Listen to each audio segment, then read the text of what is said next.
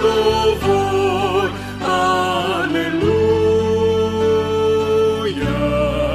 aleluia.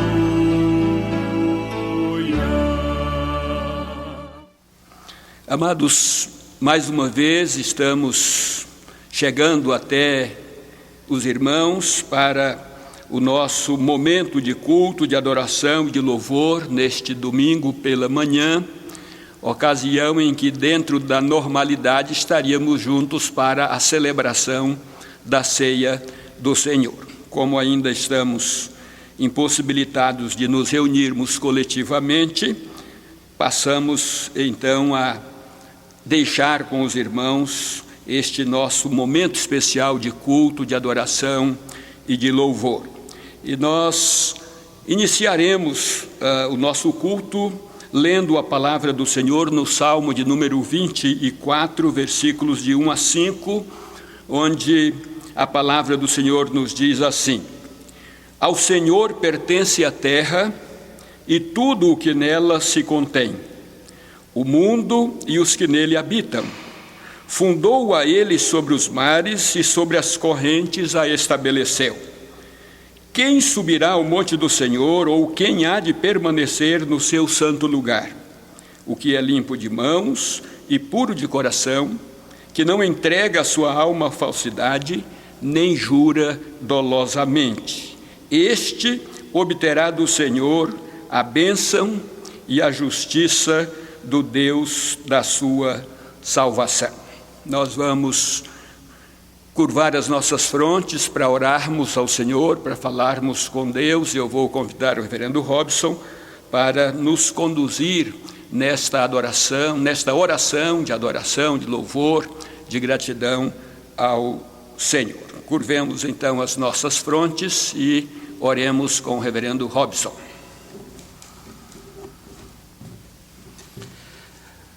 Querido Pai Celestial, nós te louvamos por mais este dia, mais esta oportunidade de estar na Tua casa.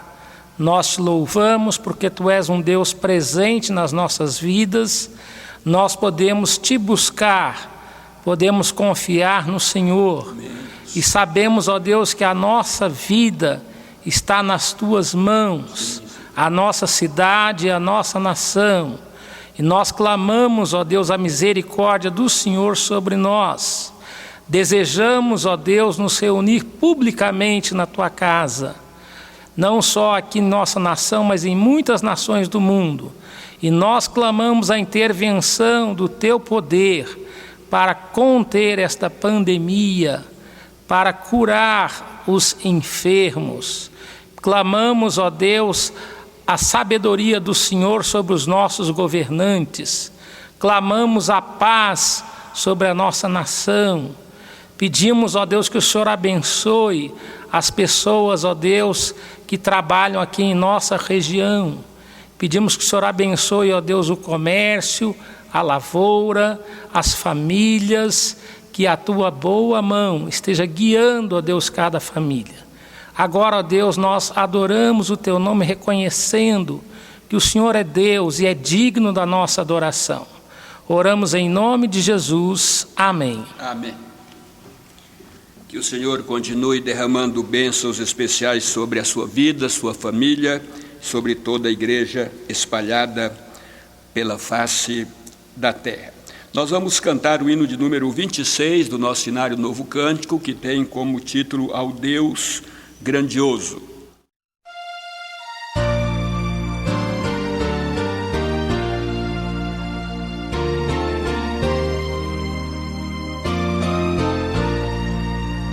Senhor meu Deus, quando eu maravilhado os grandes feitos vejo da Tua mão, estrelas, mundos e trovões rolando,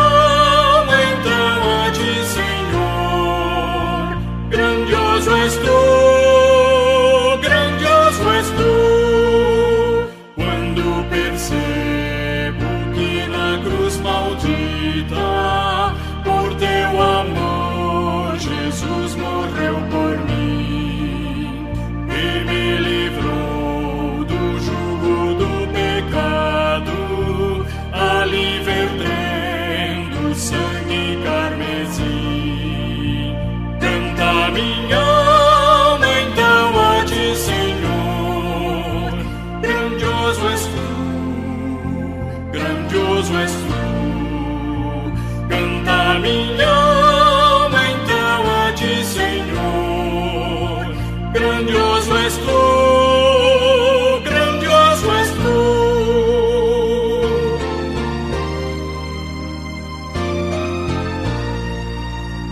Quando afinal em resplendor e glória Jesus abrir as portas da mansão, eu hei de estar de joelhos entre os santos, na mais humilde vera adoração, e então cantar eternamente ali. Grandioso és tu, grandioso és tu. Então cantar eternamente ali. Grandioso és tu, grandioso és tu.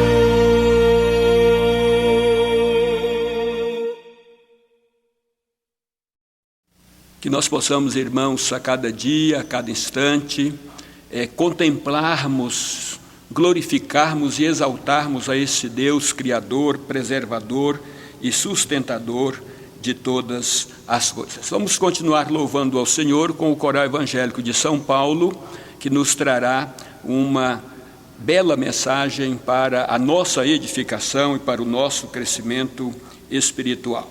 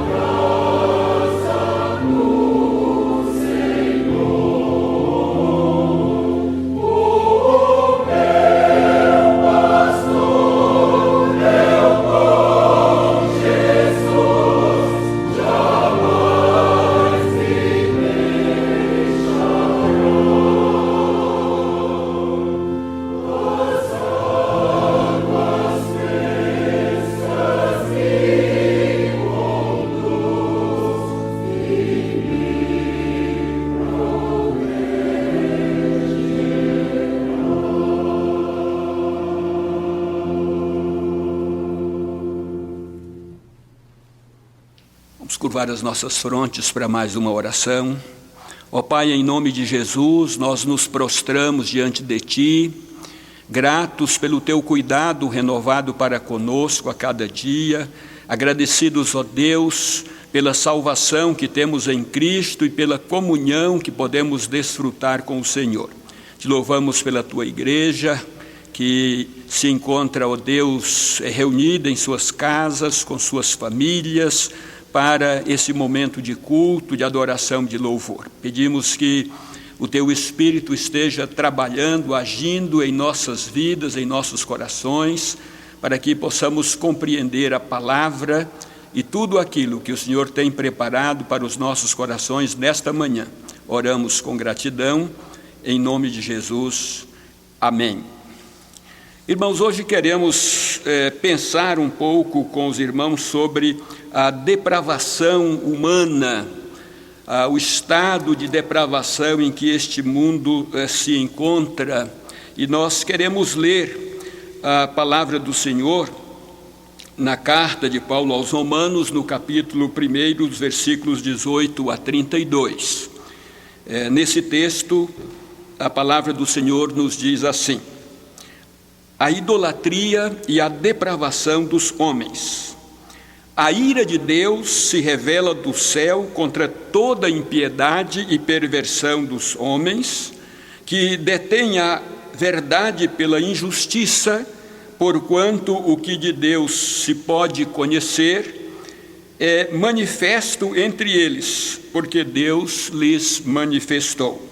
Porque os atributos invisíveis de Deus, assim o seu eterno poder, como também a sua própria divindade, claramente se reconhecem desde o princípio do mundo, sendo percebidos por meio das coisas que foram criadas.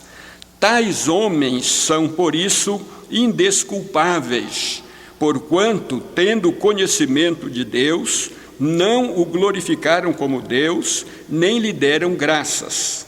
Antes se tornaram nulos em seus próprios raciocínios, obscurecendo-se-lhes o coração insensato.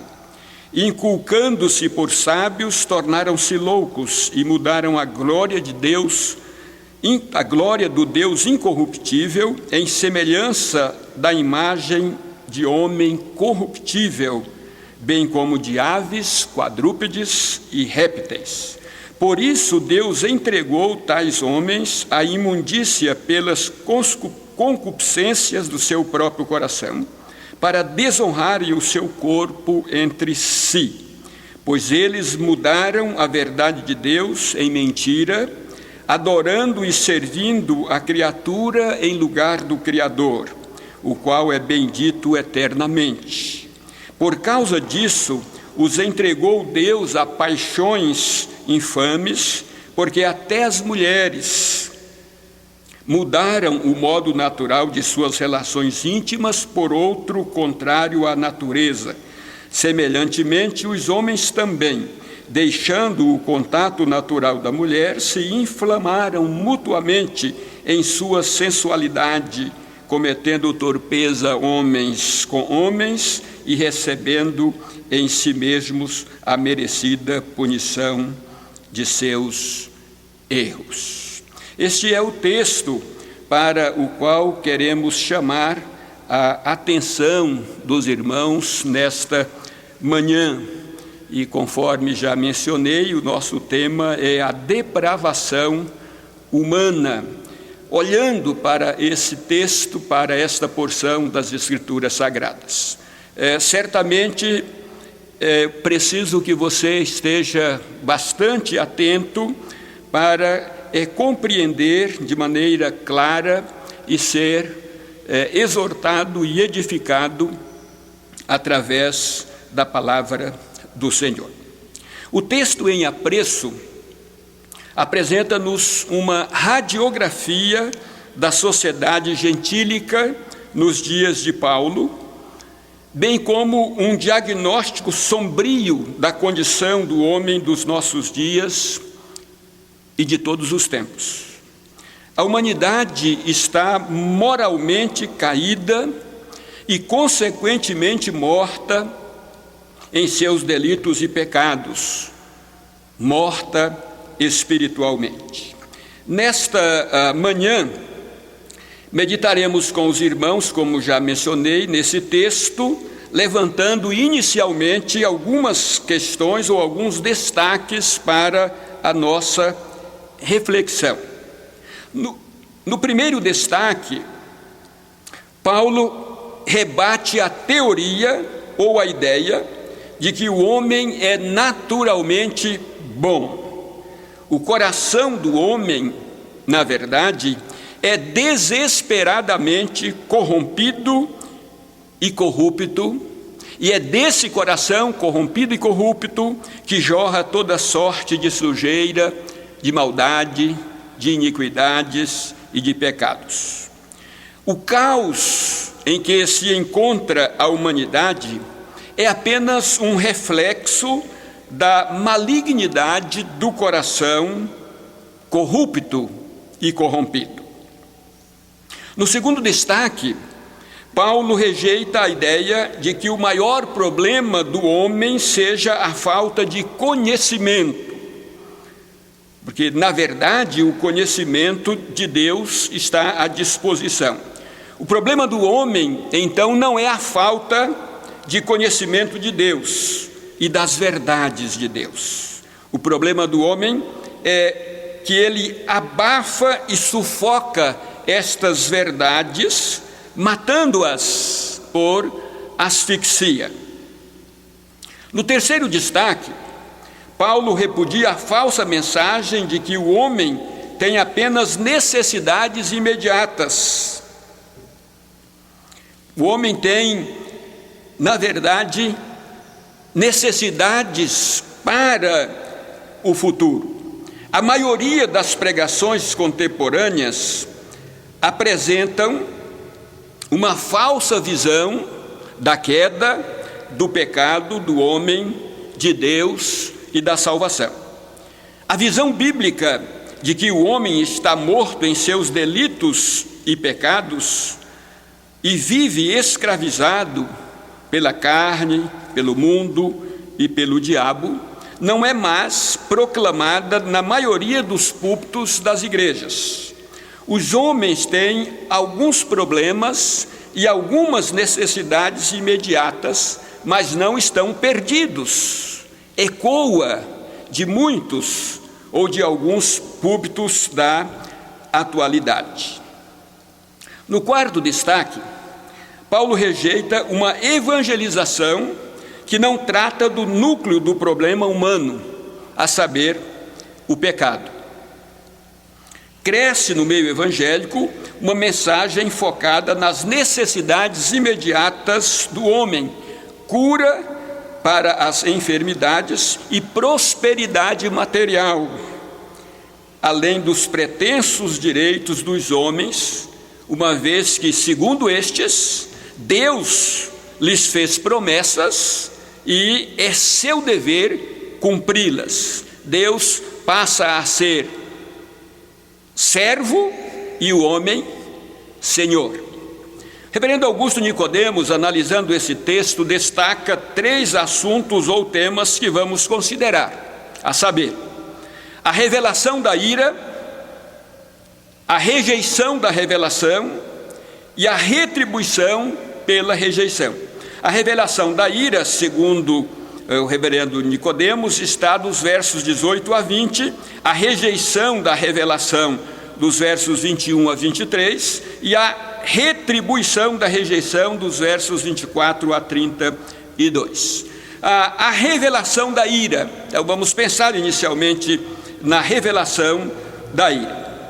E aí a palavra do Senhor nos diz, nos chama a atenção para alguns aspectos importantes, Vamos ler então aqui. A ira de Deus se revela dos céus contra toda impiedade e perversão dos homens que detêm a verdade pela injustiça. Porquanto o que de Deus se pode conhecer é manifesto entre eles, porque Deus lhes manifestou. Porque os atributos invisíveis de Deus, assim o seu eterno poder, como também a sua própria divindade, claramente se reconhecem desde o princípio do mundo, sendo percebidos por meio das coisas que foram criadas. Tais homens são, por isso, indesculpáveis. Tais homens são, por isso, indesculpáveis.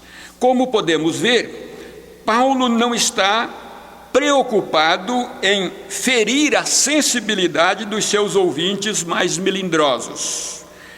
Mas Paulo está interessado em mostrar que, assim como a justiça de Deus se revela no Evangelho, a ira de Deus se revela do céu ou desde o céu contra toda impiedade e perversão dos homens. Vejamos aqui alguns pontos. Primeiro, a ira de Deus é justa por causa da forma injusta com que o homem se relaciona com Deus e com as verdades de Deus. Versículo 18. A ira de Deus é sua santa repulsa e rejeição ao mal, e o seu desprazer e descontentamento contra o pecado. Por isso, Paulo destaca, primeiro, a dinâmica da ira. O verbo revelar, nesse texto, significa que a manifestação da ira é contínua, considerando o verbo, a forma verbal da língua original do grego, como ela é apresentada. Então, o verbo revelar nesse texto significa que a manifestação da ira é contínua.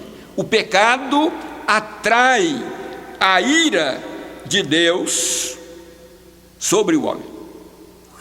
É mais ou menos como o que aconteceu no dilúvio, ou melhor, o dilúvio é um exemplo desta manifestação da ira de Deus. Segundo, a origem da ira. A ira de Deus se revela do céu ou desde o céu. Ela vem de cima, ela vem do alto, ela vem de Deus, ela vem daquele que criou e governa o mundo e tudo o que nele há, ou tudo o que nele se contém. Terceiro, a causa da ira. Verso 18 ainda, a causa da ira é a impiedade e a perversão dos homens. A impiedade e a perversão dos homens.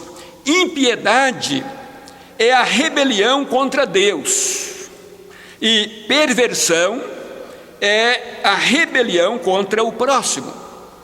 Impiedade é ilustrada pela idolatria, e perversão é ilustrada pela imoralidade. Quarto lugar, o alvo da ira: os homens que detêm a verdade de Deus pela injustiça e a verdade pela mentira.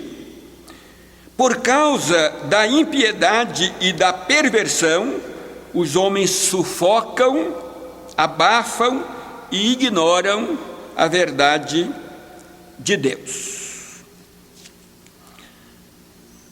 Prosseguindo, a ira de Deus é justa por causa da forma consciente que o homem rejeita a revelação divina. E aqui precisamos também considerar: o homem só pode conhecer a Deus porque ele se revelou. Versículo 19. O conhecimento de Deus é fruto da revelação que ele faz de si mesmo. 2. A revelação natural é suficiente para mostrar a majestade de Deus. Versículo 20. O homem conhece e tem a verdade porque Deus a revelou, ou porque Deus se revelou e se revela através da natureza. O universo é criação, mas é também proclamador de Deus. Salmos 19, versículo 1 diz: os céus proclamam a glória de Deus e o firmamento anuncia as obras das suas mãos. 3. A revelação natural é suficiente para tornar os homens indesculpáveis perante Deus. A revelação natural é suficiente para responsabilizar os homens perante Deus. Todos os homens são indesculpáveis perante o Senhor, porque a verdade de Deus tem se manifestado a eles, tanto na luz da consciência, como no testemunho das coisas criadas. Segundo ponto, a revelação ou a rejeição da revelação, segundo aquela divisão que falei no princípio, não é, apresentada pelo reverendo Augusto Nicodemos. Nesse ponto, a rejeição da revelação, versículos 21 a 23, e é importante que leiamos o texto, porque ele diz assim: porquanto, tendo conhecimento de Deus, não o glorificaram como Deus, nem lhe deram graças, antes se tornaram nulos em seus próprios raciocínios, obscurecendo-se-lhes o coração insensato. Inculcando-se por sábios, tornaram-se loucos, e mudaram a glória do Deus incorruptível em semelhança da imagem de homem corruptível, bem como de aves, quadrúpedes e répteis. Os homens rejeitam e rejeitam a revelação de Deus. Como disse, façamos aqui algumas considerações. Em primeiro lugar, conhecimento suficiente. Vamos destacar isso aqui. Ou seja, versículo 21, o problema do homem não é falta de conhecimento de Deus. O problema do homem é a negação de Deus, da existência de Deus, e a não glorificação de Deus. O homem tem conhecimento suficiente a respeito de Deus, mas ele sufoca esse conhecimento, ele troca esse conhecimento ou esta verdade pela mentira do próprio homem. Em segundo lugar, rejeição consciente. Então, assim como o homem tem conhecimento suficiente para glorificar a Deus, ele rejeita a Deus conscientemente, não é? Em princípio, o pecado humano é por omissão, por não glorificar a Deus. Mas vejam que o texto diz: não o glorificaram, não lhe deram graças. Quando os homens rejeitam a verdade, abraçam a mentira em seu lugar. A ausência da verdade sempre assegura a presença do erro. Rejeitamos o conhecimento de Deus, deixando de glorificá-lo por quem Ele é. O homem deveria olhar para a natureza e ver nela a glória de Deus. Mas também rejeitamos o conhecimento de Deus, deixando de agradecê-lo pelo que Ele fez e ainda faz. O homem deve glorificar a Deus por quem Ele é e agradecê-lo por aquilo que Ele faz. Terceiro lugar, comportamento inconsequente. Então, nós já vimos que os homens rejeitam o conhecimento de Deus e não o glorificam, que eles rejeitam o conhecimento de Deus, deixando de agradecê-lo. E, em terceiro lugar, nós destacamos aqui o comportamento inconsequente, né? Versículos 21 e 22. O que começa, prestem atenção, o que começa na mente vai para o coração. O que começa na mente vai para o coração. O raciocínio errado leva o coração às trevas. Quando o homem perde o conhecimento de Deus, ele perde também a noção de santidade. Um raciocínio nulo gera um coração obscuro. E um coração obscuro e uma mente sem Deus produz uma vida de trevas. Em quarto lugar, consideramos aqui a idolatria irreverente, versículo 23. Aquilo que começa na mente e desce ao coração, não é? Desemboca na religião. A pretensa sabedoria humana que a leva a rejeitar o conhecimento de Deus é também o que leva o homem a mudar a glória de Deus e substituí-la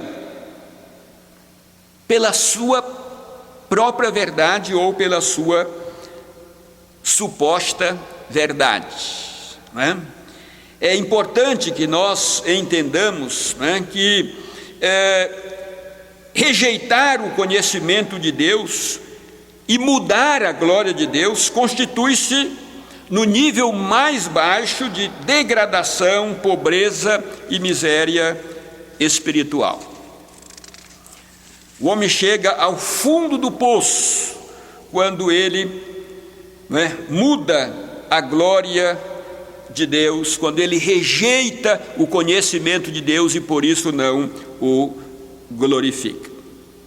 Mas o terceiro ponto fala-nos sobre a retribuição pela rejeição. Retribuição pela rejeição, versos 24 a 32. Né? O texto prossegue então dizendo assim: por isso Deus entregou tais homens à imundícia pelas concupiscências de seu próprio coração, para desonrarem o seu corpo entre si. Pois eles mudaram a verdade de Deus em mentira, adorando e servindo a criatura em lugar do Criador, o qual é bendito eternamente. Por causa disso, os entregou Deus a paixões infames, porque até as mulheres mudaram o seu modo natural, ou mudaram o modo natural de suas relações íntimas por outro contrário à natureza. Semelhantemente, os homens, também deixando o contato natural da mulher, se inflamaram mutuamente em sua sensualidade, cometendo torpeza homens com homens e recebendo em si mesmos a merecida punição de seus erros.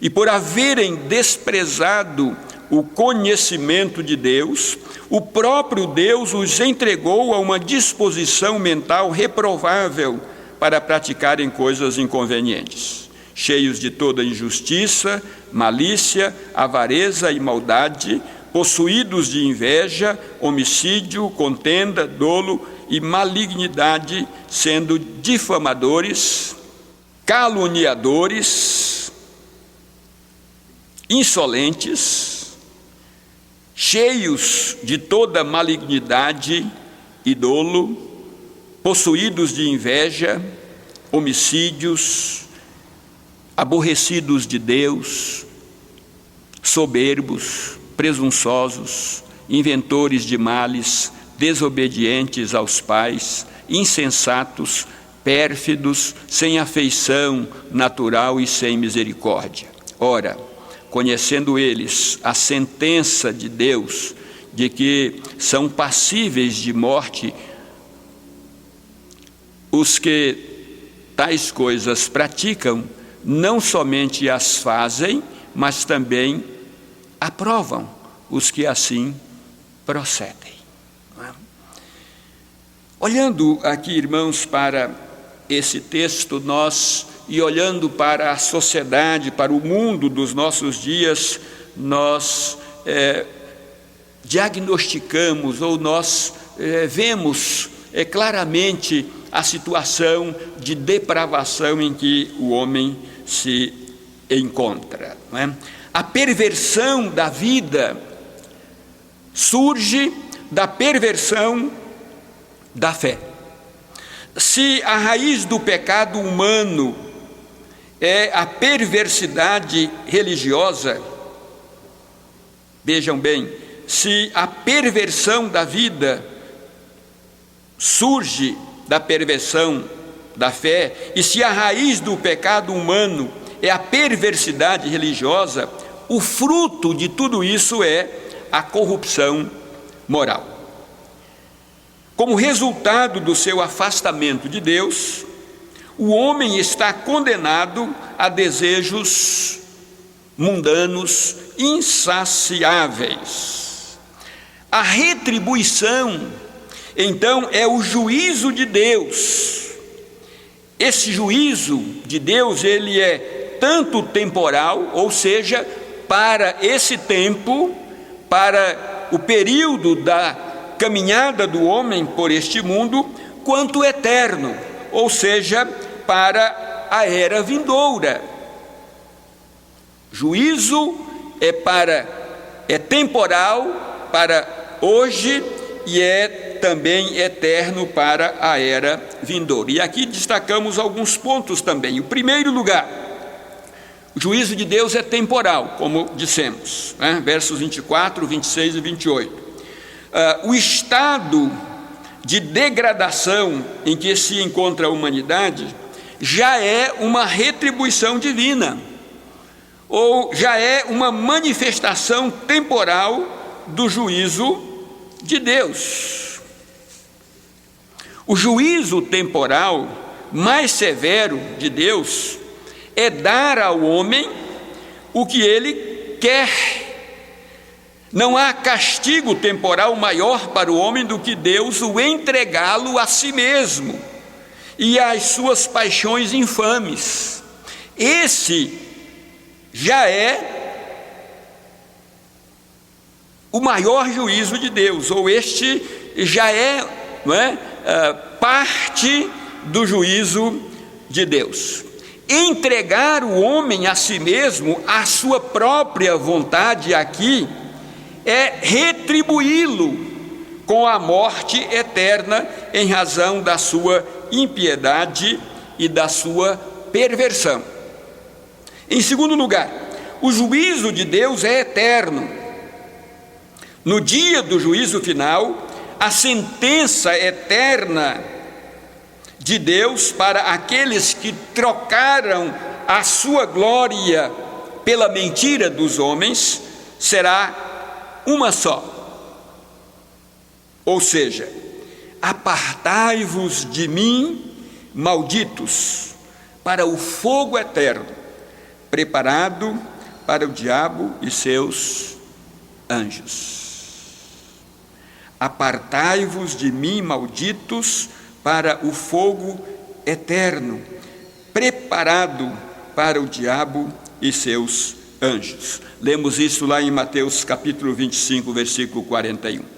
A penalidade eterna do homem será experimentar os frutos dos seus abomináveis pecados e, como consequência deles, ser lançado para dentro do lago de fogo, preparado para o diabo e seus anjos.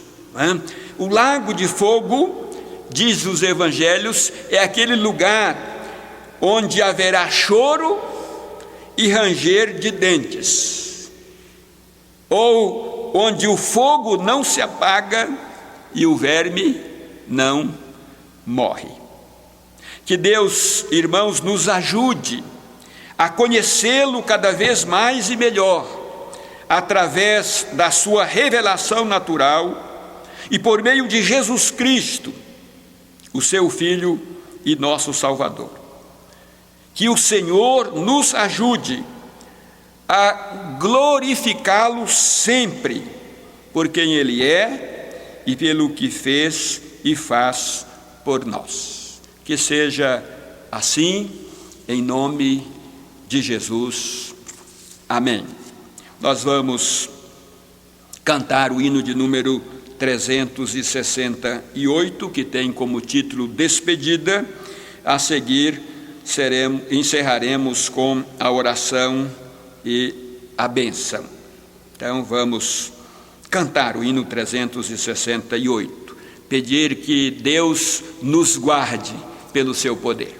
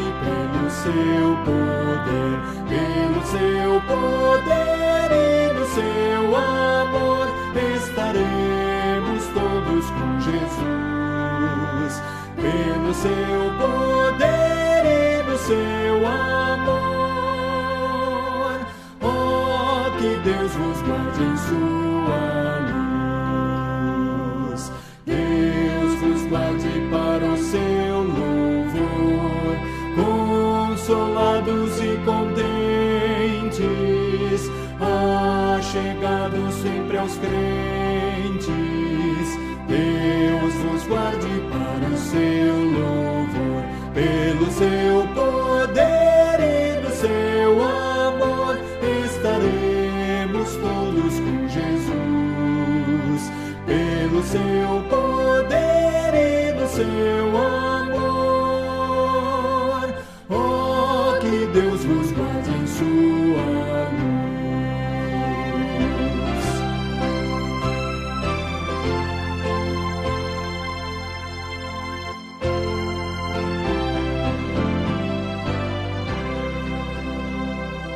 Deus vos guarde bem no seu amor, no trabalho glorioso, para o dia venturoso. Deus vos guarde bem no seu amor, pelo seu poder e no seu amor, estaremos todos com Jesus, pelo seu poder e no seu amor. Oh, que Deus vos guarde em sua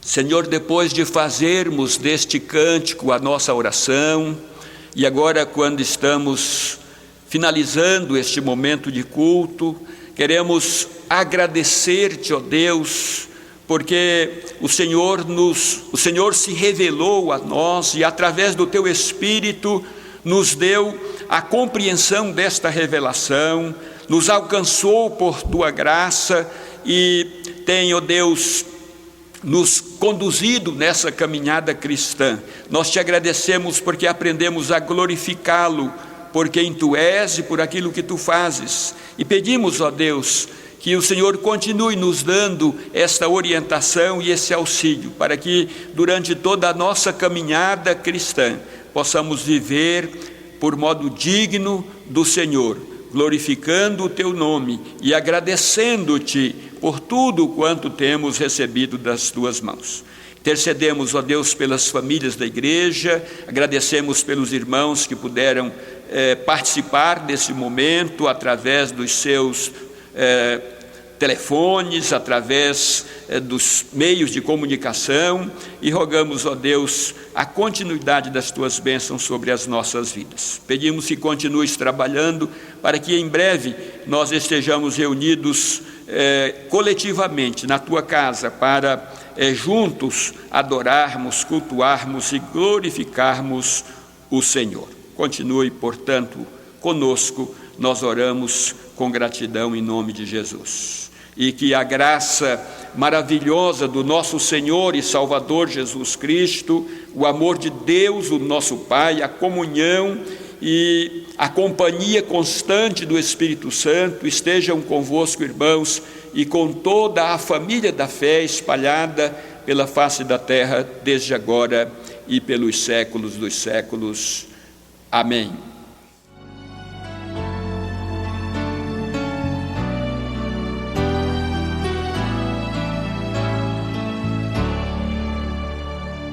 Ó Deus triuno,